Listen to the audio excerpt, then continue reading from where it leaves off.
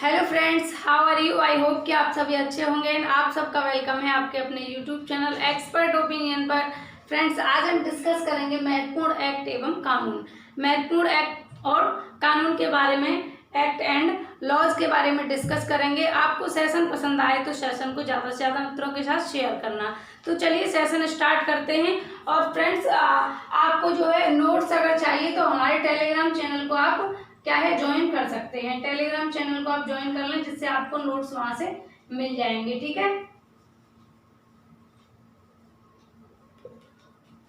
चलिए बात करते हैं आज के सेशन के बारे में। तो सबसे पहला जो है एक्ट है आपका, कौन सा है? Regulating act. कौन सा है? Regulating act. तो फ्रेंड्स, मैं आपको बता दूं कि भारत में ईस्ट इंडिया कंपनी सन 1600 ईस्वी में आई थी। और 1600 ईस्वी में आने का एकमात्र उद्देश्य था व्यापार करना। क्या था? व्यापार करना। कि ईस्ट इंडिया कंपनी जब सन 1600 में भारत में आई थी तो वह क्या करना चाहती थी? व्यापार करना चाहती थी। लेकिन जब यहाँ पर ब्रिटिश शासक आए थे ईस्ट इंडिया कंपनी को लेकर व्यापार करने के लिए, तो उन लोगों ने क्या देखा, भारत के जो राजा थे उनकी स्थिति कैसी थी। उन लोगों में क्या है, फूट डालना बहुत आसान था। जैसे मान लीजिए ये एक राजा था और ये दूसरा राजा था, तो इनके बीच में फूट डालना क्या था, आसान था। मतलब इन लोगों में आपस में ही मतभेद रहा करता था। ठीक है, तो फ्रेंड्स क्या था, ईस्ट इंडिया कंपनी ने देखा कि इन लोगों में फूट डालना आसान है, तो उन्होंने क्या किया, अब यहाँ भारत के राजाओं में फूट डालकर और क्या है कि भारत पर अपना धीरे धीरे अधिकार स्थापित कर लिया। और क्या है कि ईस्ट इंडिया कंपनी के जो पैर थे वो भारत में और मजबूत हो गए। और क्या हुआ कि भारतीय राजाओं में फूट डालकर यहाँ पर उन्होंने शासन अपना स्थापित कर लिया। और जैसे कि आपको पता होगा 1757 प्लासी का युद्ध हुआ, फिर 1764 में बक्सर का युद्ध हुआ। तो इन युद्धों के दौरान क्या हुआ, ईस्ट इंडिया कंपनी की जीत हो गई और उसने क्या है, भारत पर अपना अधिकार स्थापित कर लिया। तो फ्रेंड्स, जब ईस्ट इंडिया कंपनी का यानी कि ब्रिटिश शासकों का भारत पर अधिकार हो गया, तो फिर उन्होंने क्या किया, एक्ट, बहुत सारे एक्ट पारित किए, जिसमें रेगुलेटिंग एक्ट की महत्वपूर्ण भूमिका है। अब हम जान लेते हैं कि रेगुलेटिंग एक्ट क्यों बनाया गया था, इसका क्या कारण था। जैसे कि आपको इसके शब्द से पता लग रहा, रेगुलेट। रेगुलेट का मतलब किसी कार्य को चलाना, जारी रखना, या उस पर नियंत्रण करना, या उससे चलाना, मतलब रेगुलेट। तो रेगुलेटिंग एक्ट का मतलब था कि जो इनकी ये कंपनी थी, ईस्ट इंडिया कंपनी, कौन सी कंपनी? East India company. ठीक है, ईस्ट इंडिया कंपनी। तो ईस्ट इंडिया कंपनी को जो चलाने का कार्य था, उसको करने के लिए कौन सा कानून बनाया इन्होंने? रेगुलेटिंग एक्ट पारित किया। और कब पारित किया? 1773 में बनाया था। कब बनाया? 1773 में। और किसके शासन में बनाया? Warren Hasting.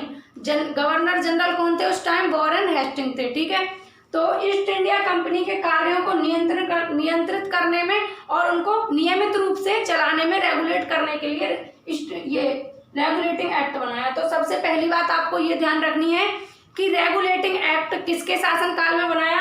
वॉरेन हेस्टिंग के काल में। क्यों बनाया? ईस्ट इंडिया कंपनी के कार्यों को नियंत्रित करने के लिए और उनको नियमित रूप से चलाने के लिए ये बनाया रेगुलेटिंग एक्ट। दूसरा पॉइंट आता है कि संसदीय नियंत्रण के लिए। किसके लिए? संसदीय नियंत्रण के लिए फ्रेंड्स ये बनाया गया। और भारत में केंद्रीय प्रशासन की क्या है, नींव रखने के लिए। तीसरा पॉइंट है, भारत में केंद्रीय प्रशासन की नींव रखने के लिए। ठीक है, केंद्रीय प्रशासन की नींव रखने के लिए इसको बनाया। तो आपको 3 पॉइंट याद रखने हैं।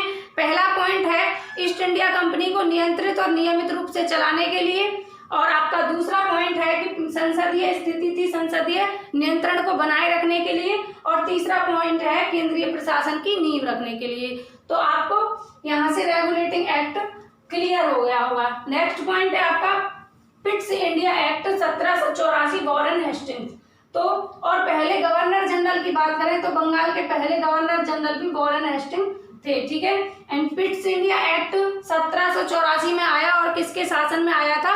वॉरेन हेस्टिंग के शासन में। ठीक है फ्रेंड्स, तो इसका नाम क्या है कि ब्रिटेन के तत्कालीन जो प्रधानमंत्री थे, तत्कालीन युवा प्रधानमंत्री पिट के नाम पर रखा गया। ठीक है, ब्रिटेन के उस समय 1784 में तत्कालीन प्रधानमंत्री थे, सबसे युवा प्रधानमंत्री पिट थे, उनके नाम पर इसका नाम रखा गया। तो फ्रेंड्स इस अधिनियम के द्वारा क्या हुआ, इस अधिनियम के द्वारा बोर्ड ऑफ कंट्रोल की स्थापना हुई। किसकी स्थापना हुई? बोर्ड ऑफ कंट्रोल की स्थापना हुई पिट्स इंडिया एक्ट के द्वारा। कंपनी की राजनीतिक व व्यापारिक क्रियाओं को चलाने के लिए इस एक्ट को पारित किया गया। नेक्स्ट पॉइंट की बात करते हैं, चार्टर एक्ट 1813 लॉर्ड मिंटो।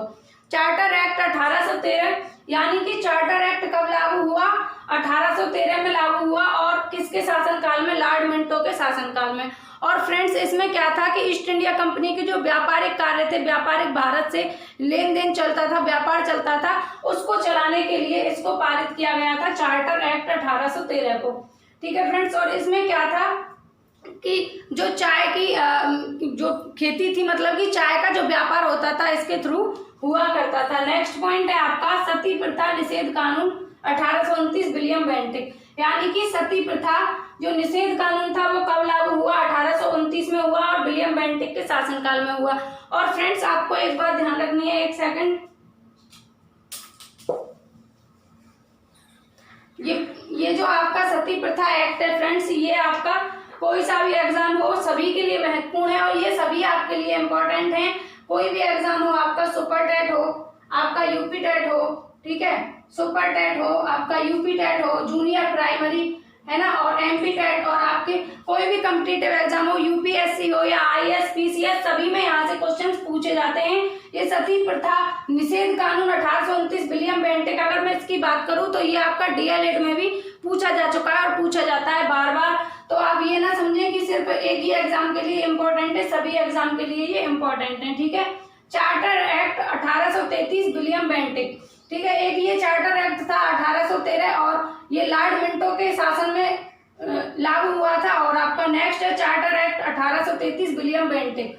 सती प्रथा निषेध एक्ट में क्या था फ्रेंड्स, पहले इसको जान लेते हैं। सती प्रथा निषेध एक्ट 1829 विलियम बेंटिक के शासन में लागू हुआ। विलियम बेंटिक ने इसे लागू कराया। इसमें क्या था कि जो सती प्रथा थी, पहले क्या हुआ करता था कि जब यदि कोई राजा क्या है युद्ध भूमि में युद्ध के समय मारे जाते थे, ठीक है, हार जाते थे, मारे जाते थे, तो क्या होता था कि रानियां क्या है सती हो जाती थी उनके साथ में, या फिर ऐसा हुआ करता था कि पहले किसी का हस्बैंड एक्सपायर हो गया तो क्या होता था कि जो उनकी वाइफ थी वो भी उनके साथ में सती हो जाती थी। ठीक है, इस तरीके की प्रथा थी, लेकिन इस प्रथा को खत्म कर दिया गया 1829 में विलियम बेंटिक के शासन में। ठीक है, नेक्स्ट है आपका charter act 1833 William Bentinck. Charter act 1833 कब पारित हुआ?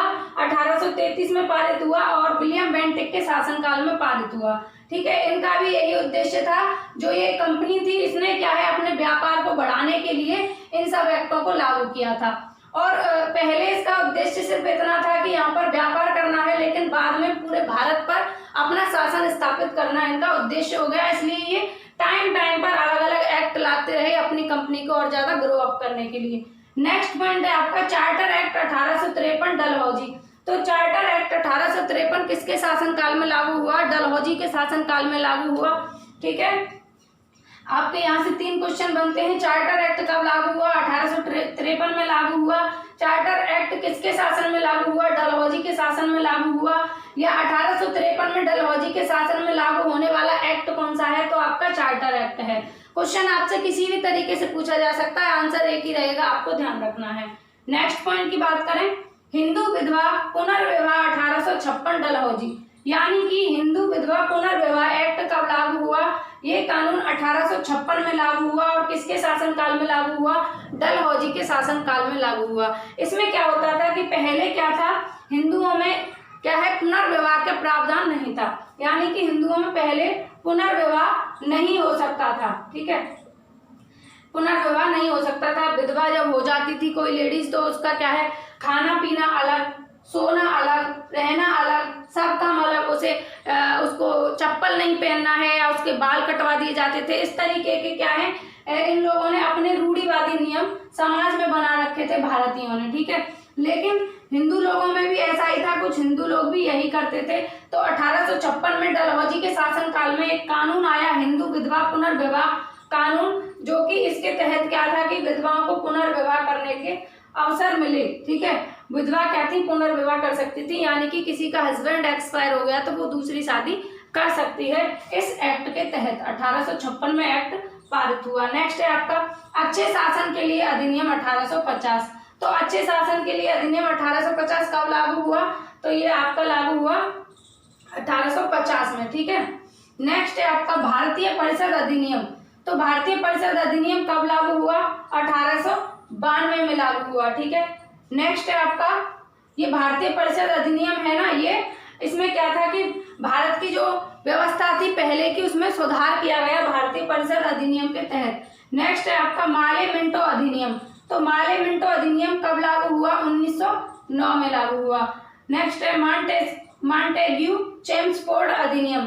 तो मॉन्टेग्यू चेम्सफोर्ड अधिनियम कब लागू हुआ? 1919 में। एंड 1919 में एक और अधिनियम लागू हुआ, प्रांतों में द्वैध शासन।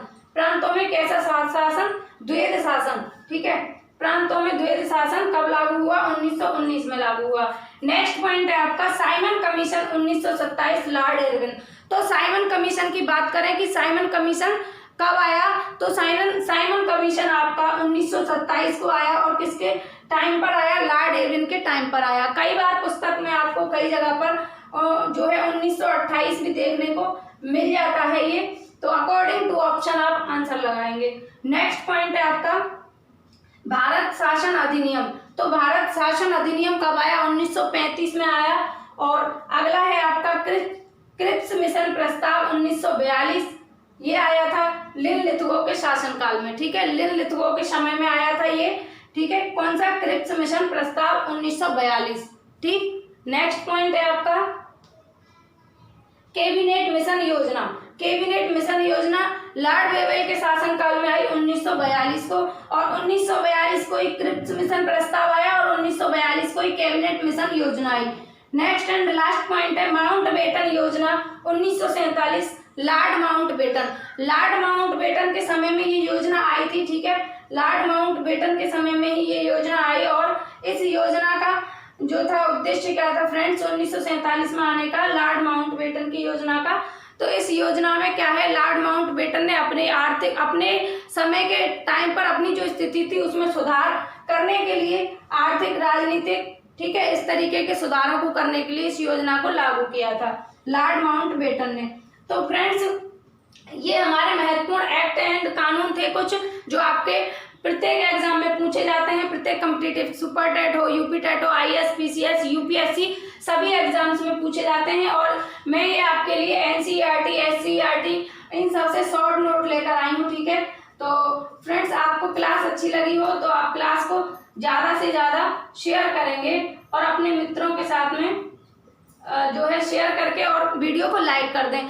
फ्रेंड्स आपको इन सब चीज़ों को पढ़ने के लिए क्या था कि पूरी बुक्स का निचोड़ करना पड़ता, लेकिन मैं आपको यहाँ पर शॉर्ट में निचोड़ करके लाई हूँ इन बुक्स से इम्पोर्टेंट एक्ट्स का, ठीक है। और आप इनको देख सकते हैं और इनके ये नोट्स आपको हमारे टेलीग्राम चैनल पर भी मिल जाएंगे। और आप तब तक घर पर रहें, सुरक्षित रहें, अपना ख्याल रखें। फिर मिलेंगे नेक्स्ट सेशन में। आपका कोई क्वेरी, कोई क्वेश्चन हो तो हमें कमेंट सेक्शन में बता सकते हैं। Take care, Radhe Radhe.